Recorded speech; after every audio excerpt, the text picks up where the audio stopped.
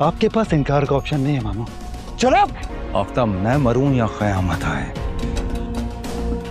मगर ये नहीं हो सकता। जागती आंखों से ख्वाब देख रहे हो तुम। जवार का निकाह बेहजाद और उसकी बेटी की जान से बढ़ के नहीं है अब्दुल। मामू अगर हिले ना तो पारस को गोली मार दूंगा मैं सच बता रहा था, गोली मार दूंगा उसे। जाते जाते भी उसने जवार का पीछा नहीं छोड़ा, आखिर ले उड़ी वो डायन जवार को। आफ्ताब, पारस को छोड़ दे आफ्ताब। ये तो तू अच्छे से जानता है कि पारस को तो मैं तुझे ले जाने नहीं दूंगा। जवार को रोक लेना चाहिए तुम्हें, कम से कम इस मौके पे तो। मैं अपनी मंगेतर से शादी करूंगा। आफ्ताब कौन है? इस सिचुएशन का सबसे ज्यादा फायदा उठाने वाला। आफ्ताब।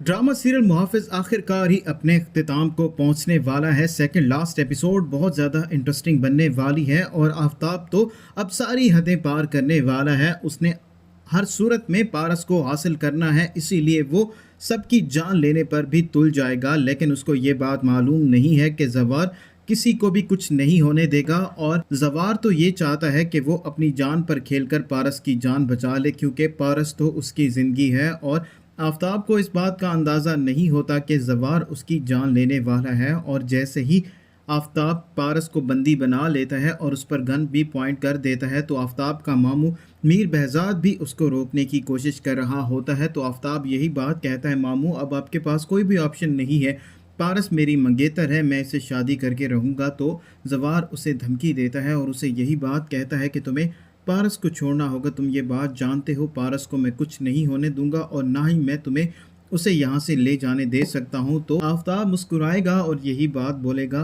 तुम कुछ भी नहीं कर सकते, अगर तुम आगे बढ़े तो मैं पारस को गोली मार दूंगा। और आफ्ताब बहुत ही ज़्यादा बुज़दिल इंसान भी है, वो अपने आप को भी बचाना चाहता है और पारस को भी अपने साथ लेकर जाना चाहता है, इसीलिए वो अपने आप को बचाने की खातिर पारस पर गन पॉइंट कर लेता है। और उसका मामू बार बार आगे बढ़ रहा होता है ताकि उसे मौका मिले और वो आफ्ताब से गन छीन ले। और इतनी देर में जैसे ही मीर बहजाद उसका ध्यान भटकाएगा तो वहाँ पर जवार आ जाएगा और जवार आफ्ताब से गन छीन लेता है और गन छीनने के चक्कर में आफ्ताब को भी गोली लगने वाली है और आफ्ताब ऐसे ही अपने अंजाम को पहुँचने वाला है। आफ्ताब को उसका लालच ही ले डूबा। पहले तो वो अपने मामू की प्रॉपर्टी के चक्कर में था, अब वो पारस को भी हासिल करना चाह रहा था, लेकिन मीर बहजाद कभी भी ऐसा नहीं होने देना चाहता था और ना ही आफ्ताब कभी भी पारस से शादी कर सकता था। और जवार ने एक दफ़ा फिर अपनी जान पर खेलकर पारस की जान बचा ली होती है और